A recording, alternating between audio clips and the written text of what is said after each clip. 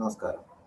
നമ്മളിന്ന് ഡിസ്കസ് ചെയ്യുന്നത് ജനറൽ വർക്ക്ഷോപ്പിലെ മറ്റൊരു സെഷനായിട്ടുള്ള സ്മിത്തി എന്ന് പറയുന്ന സെഷൻ.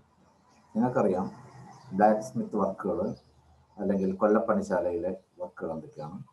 അപ്പോൾ അതുപോലെ തന്നെയുണ്ട് അതിനകത്തുള്ള വർക്കുകൾ നമുക്കിവിടെ ചെയ്യേണ്ടതുണ്ട്. അതിൻ്റെ ടൂൾസുകൾ എന്തൊക്കെയാണെന്ന് അറിയേണ്ടതുണ്ട്. അവിടെ നടക്കുന്ന വിവിധ ഓപ്പറേഷനുകൾ എന്തൊക്കെയാണെന്ന് അറിയേണ്ടതുണ്ട്. എന്താണ് ഇതിൻ്റെ പ്രസക്തി എന്ന് അറിയേണ്ടതുണ്ട്. അതായത് പ്രാചീന കാലം മുതലുള്ള എഞ്ചിനീയറിംഗിൻ്റെ അടിസ്ഥാന ശാഖയാണ് സ്മിത്തി.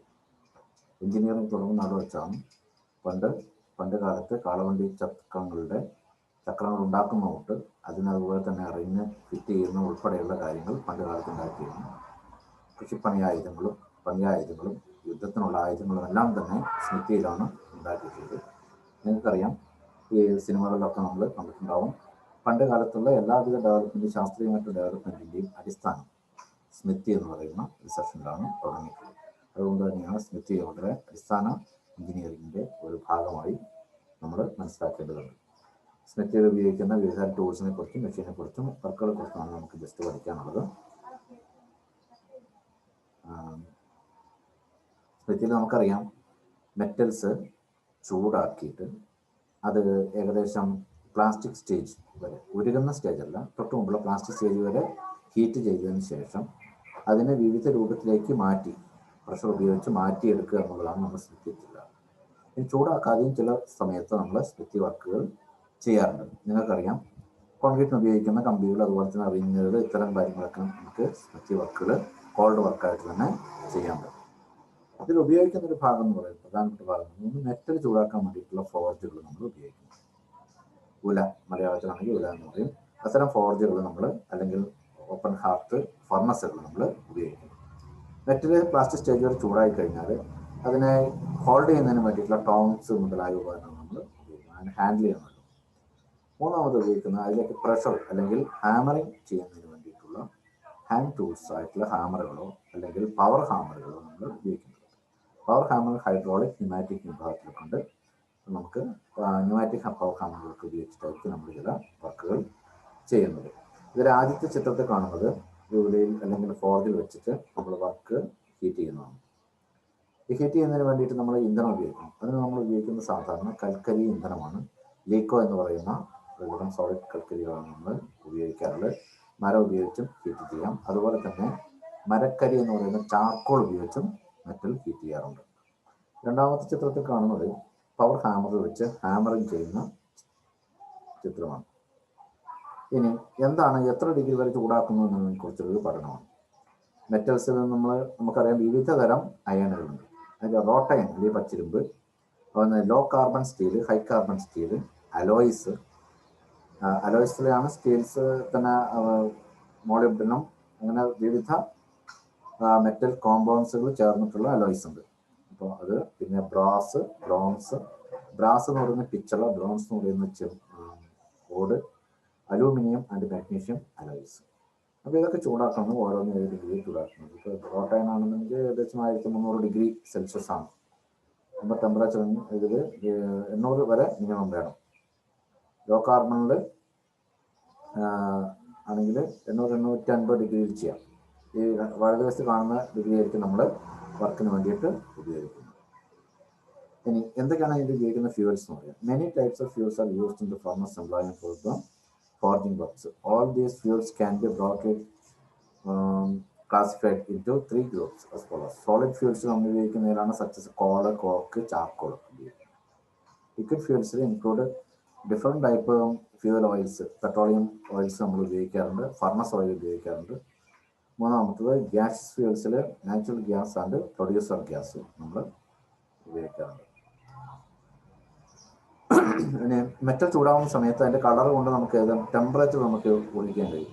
ഒന്ന് ഫെയിൻറ്റ് റെഡ് ആണെങ്കിൽ 500 ഡിഗ്രി ആയിരിക്കും റെഡ്. പിന്നെ ബ്ലഡ് റെഡ് ആണെങ്കിൽ 650, ചെറിയ റെഡ് ആണെങ്കിൽ 750. നമ്മൾ നോക്കിക്കഴിഞ്ഞാൽ വൈറ്റ് ആണെങ്കിൽ 1200 ഡിഗ്രി ആയിരിക്കും. അതായത് സ്റ്റീല് മെൽറ്റ് ചെയ്യുന്ന അവസ്ഥയിൽ പ്യൂർ വൈറ്റ് ആയിരിക്കും, വൈറ്റ് ആയിട്ടായിരിക്കും നമ്മളെ ലിക്വിഡിനെ കാണാം. അപ്പോൾ അത് ഏതാണ്ട് 1200 ഡിഗ്രി സെൽഷ്യസ് ആയിരിക്കും. നമ്മളൊന്ന് മനസ്സിലാക്കാൻ വേണ്ടിയിട്ട് തന്നതാണ്. ഇനി എന്തൊക്കെയാണ് ഫോർജിങ് ഓപ്പറേഷൻസ് നോക്കാം. For giving desired shapes to the products the operations are used in smith shop. First upsetting. Upsetting എന്ന് പറയുന്ന അടിച്ച് നമ്മളതിനെ നീളം കുറയ്ക്കുന്ന ഒരു വർക്കാണ് അപ്സെറ്റിംഗ്. രണ്ടാമത്തെ drawing out or drawing down, വലിച്ച് നീട്ടുക, അടിച്ചിട്ട് ഒരു ചെറിയ റോഡിന് നീളം കൂട്ടുന്ന പ്രക്രിയയാണ് ഡ്രോയിങ് ഡൗൺ. അതുപോലെ തന്നെ അത് ഹോളിലൂടെ അടിച്ച് താഴ്ത്തി നമുക്ക് നീളം കൂട്ടാൻ പറ്റും. മൂന്നാമത്തത് കട്ടിങ്, മെറ്റൽ കട്ട് ചെയ്യുന്നത്, ചിസൽ ഉപയോഗിച്ച് മെറ്റൽ കട്ട് ചെയ്യുന്നത്. നാലാമത്തത് ബെൻഡിങ്, വളയ്ക്കുക. അഞ്ചാമത്തത് പഞ്ചിങ് ആൻഡ് ഡ്രഫ്റ്റിംഗ്. പഞ്ചിങ് എന്ന് പറഞ്ഞാൽ ചില ഇതിനകത്തൊരു ഹോൾ ഉണ്ടാക്കണം, റിവറ്റ് ഇടാൻ അല്ലെങ്കിൽ നെറ്റും പോയിട്ട് നമ്മൾ ഹോൾ ഉണ്ടാക്കുന്നതിൻ്റെ പഞ്ചിങ് എന്ന് പറയും. ചിലപ്പോൾ ഹോൾ വലുതാക്കണം, ഡ്രഫ്റ്റിംഗ് എന്ന് വെച്ചാൽ നമുക്ക് വലുതാക്കാൻ പറ്റും. ആറാമത്തെ setting down and finishing. Setting down ഒക്കെ പരത്തി, അടിച്ച് പരത്തി ലെവൽ ചെയ്യാൻ പറ്റും. അതുപോലെ തന്നെ ഫ്ലാറ്റ് ആക്കി നമുക്ക് ഫിനിഷ് ചെയ്യാൻ പറ്റും. ഇതൊക്കെയാണ് നമ്മൾ സ്മിത്തിൽ സാധാരണ ചെയ്യാറുള്ള ഓപ്പറേഷൻസ്. ഇനി എന്താണ് ഒരു ഫോർജിങ്? ഫോർജിൽ നമ്മൾ ഇതുപോലെ തന്നെ മോട്ടോറൈസ്ഡ് ആണെങ്കിൽ മോട്ടോറൈസ്ഡ് ബ്ലോവർ ഉപയോഗിച്ച് നമ്മൾ ഇതിന് ആവശ്യമായിട്ടുള്ള ഓക്സിജൻ, അതായത് എയർ കൊടുക്കും. ഇവിടെ നമ്മൾ കോൾട്ടിട്ടായിരിക്കും ഇഗ്നൈറ്റ് ചെയ്യുന്നത്. ആ ഇഗ്നൈറ്റ് ചെയ്ത് തീ പിടിച്ച് വരുന്ന സമയത്ത് നമ്മൾ ബ്ലോവർ ഓൺ ചെയ്ത് നോക്കുമ്പോൾ തീ കത്തി നന്നായിട്ട് നല്ല ഹീറ്റ് പ്രൊഡ്യൂസ് ചെയ്യും. ഈ ടോയർ എന്ന് പറയുന്ന ഇതിലൂടെയായിരിക്കും ഈ എയർ വരുന്നത്. ചൂടായി വരുന്ന ഈ പുക ഈ എക്സോസ്റ്റിൽ വഴി പുറത്തേക്ക് പോകാനും പറ്റും, സ്മോക്ക് കൂടുന്നില്ല. ഇതുപോലെ ആയിരിക്കും ഇതൊക്കെ ഇട്ടിരിക്കുന്നത് ഫ്യൂവൽ കോളാണ്. ഇവിടെ മെറ്റൽ ഇരിക്കുന്നു, ഇതിലൂടെ എയർ ബ്ലാസ്റ്റ് വരുന്നു. അങ്ങനെ കുറേ കാലം ഇത് വർക്ക് ചെയ്യുന്ന സമയത്ത് ഈ കോളിലുള്ള ചില ഘടകങ്ങളും ഈ മെറ്റലിൻ്റെ ചില ഓക്സൈഡുകളും ചെയ്ത് ക്ലിങ്കർ എന്ന് പറയുന്ന ഒരു മെറ്റൽ പോലത്തെ ഒരു സാധനം അവിടെ അടിഞ്ഞു കൂടാൻ സാധ്യത. കുറേ ദിവസം വർക്ക് ചെയ്യുന്നു. ഈ ക്ലിങ്കർ ഉണ്ടായിരുന്ന എന്താ ചെയ്യാന്ന് വെച്ച് കഴിഞ്ഞാൽ, നമ്മൾ ഫ്യൂല് കത്തി ടെമ്പറേച്ചർ ഉണ്ടാകുമ്പോൾ ടെമ്പറേച്ചർ നല്ലൊരു ഭാഗം ക്ലിങ്കർ വലിച്ചെടുക്കുകയും ചെയ്യും. നമ്മുടെ വർക്ക് പീസിന് ചൂട് കിട്ടാത്തൊരവസ്ഥ. അപ്പോൾ കുറേ ദിവസം വർക്ക് ചെയ്യുമ്പം ക്ലിങ്കറിൽ നമ്മൾ ഈ ഫർണസ് അണച്ചതിന് ശേഷം നമ്മൾ തെറ്റിക്കഴിഞ്ഞാൽ മെറ്റലിൻ്റെ പീസുകൾ പോലത്തെ സാധനങ്ങൾ വേറെ, അതാണ് ഈ ക്ലിങ്കർ എന്ന് പറഞ്ഞാൽ. ഈ ക്ലിങ്കറുകൾ പെറുക്കി കളഞ്ഞാൽ നമുക്ക് വലിയ ചൂട് നഷ്ടം ഉണ്ടാകും, നമ്മുടെ പ്രൊഡക്ടിവിറ്റിയും കുറയും. ഓക്കെ, ഇത് വിവിധ തരത്തിലുള്ള ബ്ലോവറുകളാണ്, ഫോർജുകളാണ് കാണിക്കുന്നത്. ഇതാണ് മെറ്റൽ കോറ് കത്തിക്കൊണ്ടിരിക്കുന്ന ഒരവസ്ഥ. ഇതുപോലെ പൊട്ടിത്തെറിച്ചുകൊണ്ടായിരിക്കും കത്തുക. ഇത് നന്നായിട്ട് ഹീറ്റായിരിക്കുന്ന സമയമാണ്. ഈ മെറ്റൽ പീസിൻ്റെ എഡ്ജ് അവിടെ വെച്ച് ഹീറ്റ് ചെയ്തുകൊണ്ടിരിക്കുകയാണ്. ഇത് മരക്കരി വെച്ച് നമ്മുടെ പേപ്പറൊക്കെ വെച്ചിട്ട് എങ്ങനെ തീ പിടിപ്പിച്ചതിന് കഴിഞ്ഞുമ്പോൾ ഇത് ലീക്കോ ആണ് ഉപയോഗിച്ചിരിക്കുന്നത്. വെറും കോളല്ല, ലീക്കോ ആണ് ഉപയോഗിച്ചിരിക്കുന്നത്. ഇതിൽ കാണിച്ചിരിക്കുന്നത് ഇത് കരിയാണ്, ഇത് ക്ലിങ്കറാണ്. ഞാൻ നേരത്തെ പറഞ്ഞില്ലേ, ക്ലിങ്കർ അവിടെ അടിഞ്ഞുകൂടി ഉണ്ടാവുന്നതാണ് ക്ലിങ്കർ. ഓക്കെ, റിമൂവ് ചെയ്യണം. ഇനി ഇവിടെ ഉപയോഗിക്കുന്ന ടൂൾസിൽ ഒന്ന് നമ്മൾ തിക്നെസ്സിനെ കുറിച്ച് പറയുകയാണെങ്കിൽ അവിടെ ഉപയോഗിക്കുന്നതിന് വേണ്ടിയാണ് standard wire gauge, steel rule, bench vice, scriber, ഇത് ഹാമർ, ബോൾ പിൻ ഹാമർ, ഇത് സ്നിപ്പുകളാണ്, കട്ടിങ് എഡ്ജുള്ള സ്ട്രേറ്റ് സ്നിപ്പ്, കർവ് സ്നിപ്പ്, ഇത് cross pin hammer, straight pin hammer, divider, cutting plier. ഇത് ഡിഫറെൻറ്റ് ടൈപ്പ് ഹാമറുകളാണ്. Ball pin, straight pin, cross pin, അവിടെ special long വെച്ച് ആണ്. പിന്നീട് നമ്മൾ ഉപയോഗിക്കുന്ന പ്രധാനപ്പെട്ട കുറച്ച് വിഭാഗങ്ങൾ ഫുള്ളേഴ്സ്, സ്വേജസ്, ഫ്ലാറ്റർ, സെറ്റ് ഹാമർ, അതുപോലെ ഹോട്ട് ചിസൽ, പഞ്ച്, ഡ്രിഫ്റ്റ് ഒക്കെ എന്ന് പറയുന്നത് ഹോൾ ഉണ്ടാക്കുന്നതിന് വേണ്ടി ഉപയോഗിക്കുന്നത് ഡ്രിഫ്റ്റ്.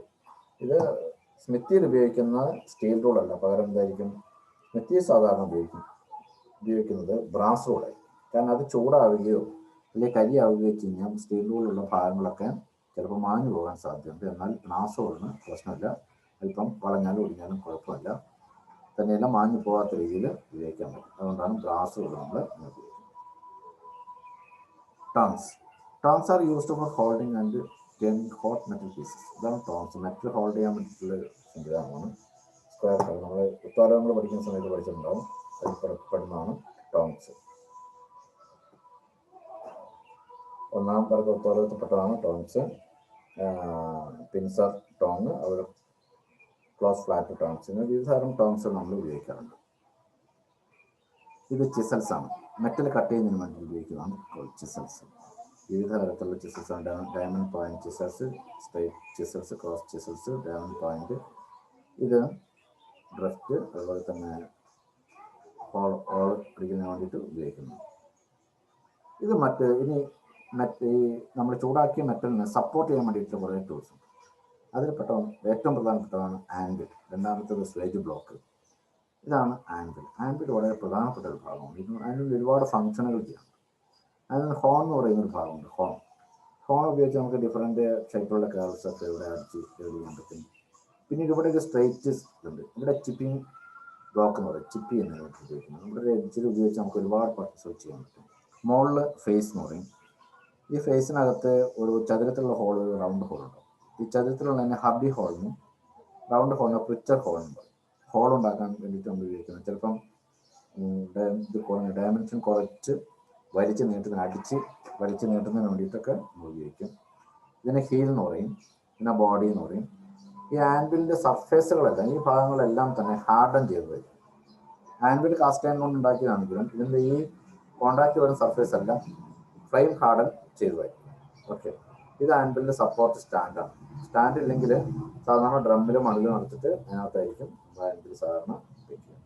ഇതുപോലെ സ്ക്രൂ ചെയ്ത് വെച്ചിരിക്കുന്നത് എന്തിനാണെന്ന് വെച്ചാൽ ഇത് ഇളകി വീഴാതിരിക്കാൻ വേണ്ടി ഹാൻഡ് റെയിൽസ്. ഓക്കെ, ഇത് വർക്ക് ചെയ്യാണ്. ഇത് ടോങ്സ് ഉപയോഗിച്ച് വർക്ക് ചെയ്തിരിക്കുന്നു. ഇത് ഹാമറാണ്. ഓക്കെ, ഇത് ബ്ലോവർ. ഇത് നാടൻ ബ്ലോവറാണ്. നാട്ടിൻപുറത്തൊക്കെ ഉപയോഗിക്കും ബ്ലോവർ. ഇത് ഹാൻഡ് ഓപ്പറേറ്റഡ് ബ്ലോവറാണ്. ഇതുപോലെ തന്നെ മോട്ടോറൈസ്ഡ് ബ്ലോവറുകളാണ് നമ്മൾ ഫോർജുകളിൽ ഉപയോഗിക്കുന്നത്. ഇത് ലെഗ് വൈസാണ്. ചില വൈസുകൾ പിടിച്ചിട്ട് നമുക്ക് ഹാമർ ചെയ്യുന്ന ആവശ്യങ്ങൾക്ക് വേണ്ടിയിട്ട് സ്മിത്തിയിൽ മാത്രം ഉപയോഗിക്കുന്ന വൈസാണ് ലെഗ് വൈസ്. ഇത് വർക്ക് ചെയ്തുകൊണ്ടിരിക്കുകയാണ്.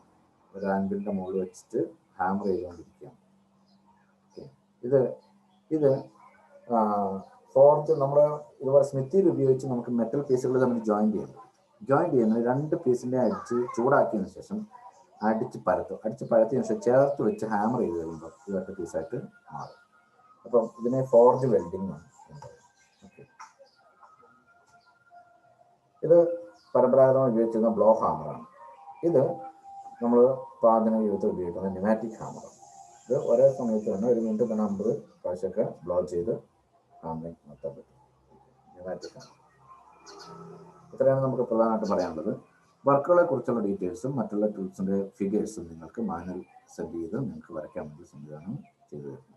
ഓക്കെ, ഇന്നത്തെ ക്ലാസ് അവസാനിക്കുന്നു. Thank you.